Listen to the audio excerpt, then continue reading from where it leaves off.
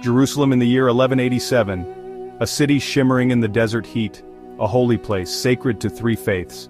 For Christians it was the site of Christ's crucifixion and resurrection. Muslims revered it as the place where the Prophet Muhammad ascended to heaven. Jews prayed towards the ruins of their ancient temple, but Jerusalem was more than a religious center.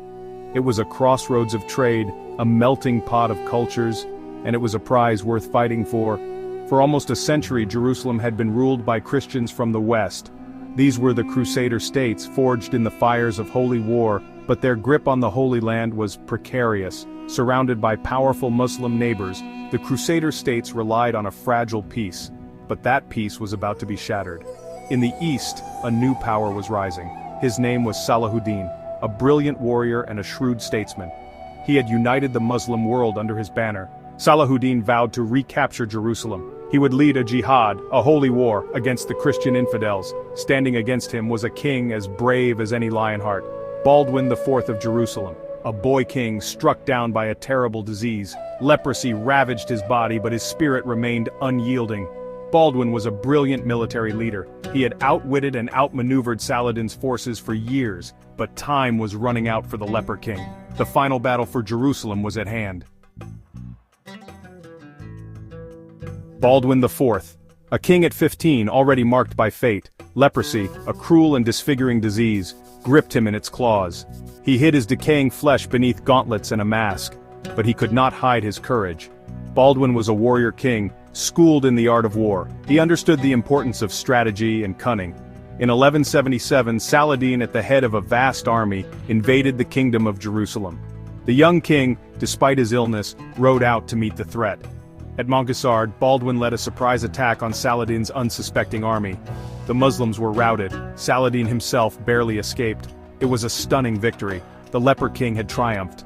But Baldwin knew this was a reprieve, not an end. He used the time to strengthen his defenses. He forged alliances with other Crusader lords. He prayed for a miracle. But the only miracle was Baldwin's own unwavering spirit. He ruled wisely, even as his body betrayed him. He fostered peace and understanding between Christians and Muslims within his realm. He was a just and compassionate king, beloved by his people. But the shadow of Saladin loomed large, and the final confrontation was inevitable. In the south, a new sun was rising in the Muslim world. Salahuddin, the son of a Kurdish general, rose through the ranks through sheer ability. A skilled warrior, he was renowned for his courage and chivalry on the battlefield. But it was his vision that set him apart. Saladin dreamed of uniting the fractured Muslim world. He yearned to free Jerusalem from Christian rule. Step by step he achieved his goal. He conquered Egypt, then Syria, uniting them under his banner. He established justice and order in his lands. He was a devout Muslim, a scholar of Islamic law, but he was also known for his tolerance and mercy, even towards his enemies. He was a leader who inspired not just loyalty, but love. Saladin saw the divisions among the Crusader lords. He knew their weaknesses. He would use their own arrogance and greed against them. He would wait for the right moment to strike, and when he did, it would be a thunderclap. Section 4, Hattin, a crushing defeat. The year is 1187. The Crusader kingdom, plagued by internal strife, is weak. Saladin seizes his opportunity. He lays siege to Tiberias, a strategically vital city.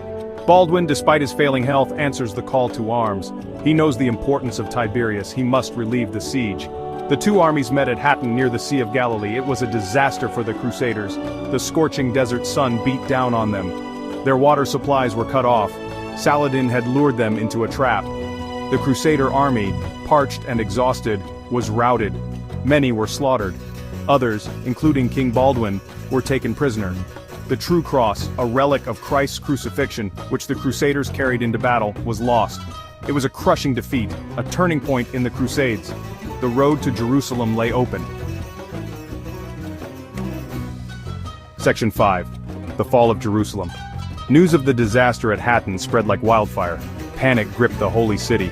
Refugees from the countryside flooded through its gates.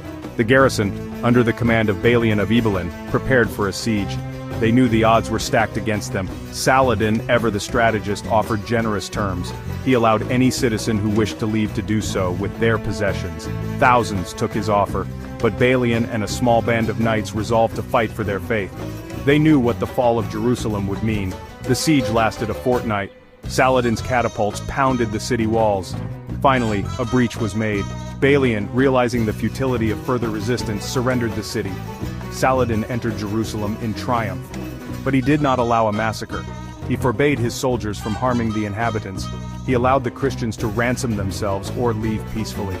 The mosques of the city, silent for decades, echoed with the call to prayer. Jerusalem had fallen. The news sent shockwaves through Christendom. It would lead to the Third Crusade, led by Richard the Lionheart.